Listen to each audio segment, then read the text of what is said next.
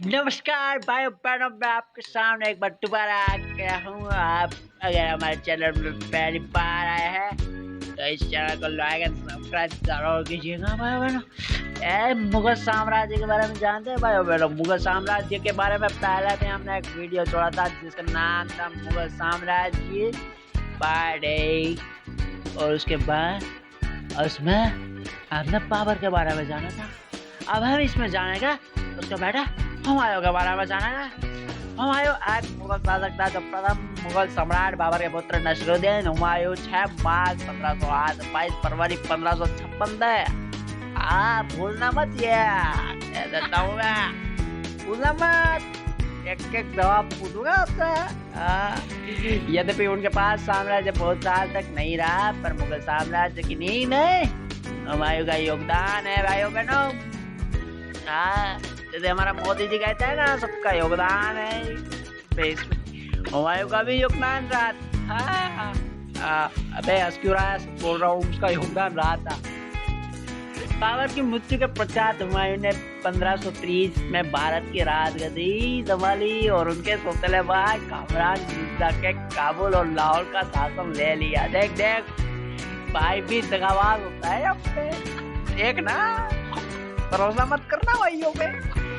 बाबर ने मरने से पहले इस तरह से राज्य को बांटा ताकि आगे चल के दोनों भाइयों में लड़ाई ना हो पाए। देख बाबर कितना होशियार आदमी है ना, इतना होशियार आदमी था, तो पता था कि हमारे बेटे झगड़ा करेंगे, लड़ेंगे, पिटेंगे, मारेंगे, इसलिए उसने दोनों राज्यों को अलग अलग कर दिया।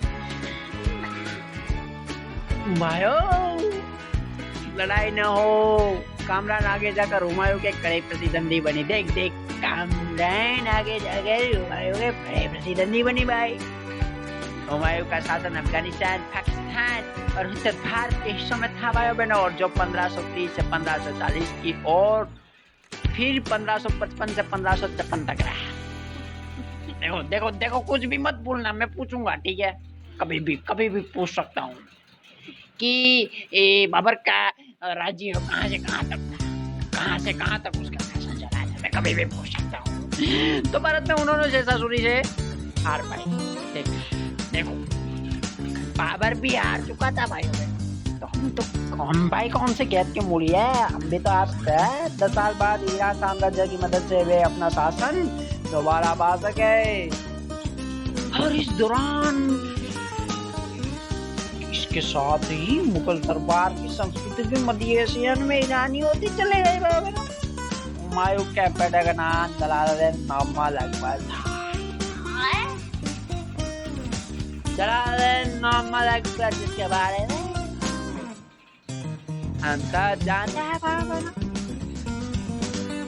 ठीक है, तो चलो आगे बढ़ते हैं। राजकाल 1530 से 1540 और बाद में उसका दूसरी बार भी शासन आया था, जिसमें है 1555 से 1556 तक रहा था। उसका जन्म 17 मार्च 1508 में काबुल में हुआ था। भूलना मत वरना लाठी से मारूंगा।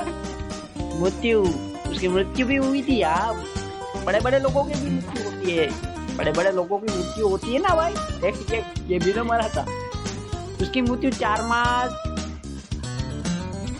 1556 में 47 वर्ष की उम्र में दिल्ली में हुई थी। उसको दफन हुमायूं का मकबरा में किया गया था। उसका पूर्वाधिकारी बाबर था और उत्तराधिकारी उसका बेटा अकबर था, जो कि बाबर भी उसका बाप ही था, अकबर उसका बेटा होगा, मतलब उसका बेटा है। मतलब उसकी पत्नियां देखो, उसकी पत्नियां हम गिनते हैं 1 2 3 4 5 6 7 8, तो थोड़ी ज्यादा हो गई।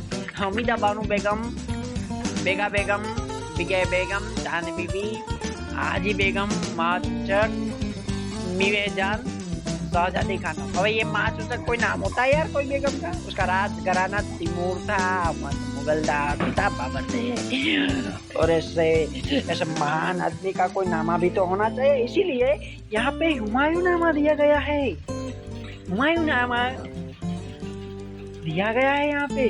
हुमायूं की जीवनी का नाम हुमायूं नामा है, जो उनकी बहन बदन, यार क्या नाम है यार, समझे, गुलबदन बेगम ने लिखी है। इसमें हुमायूं को काफी विनम्र से सराय का बताया गया है।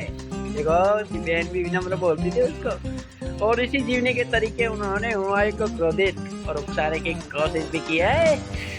और गुलबदन बेगम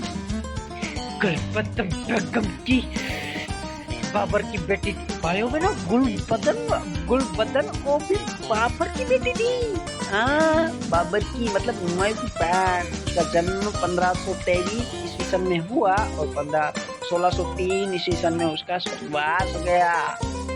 तो इसी के साथ मैं आपको कुछ बताना चाहता हूँ कि अगर आपको ये वीडियो जो तड़कता भड़कता फन के साथ भरा हुआ है ये आपको पसंद आया हो तो इस वीडियो को लाइक कीजिएगा। अगर नए हो आप इस चैनल में तो सब्सक्राइब किए बिना जाना नहीं, बना दूंगा एक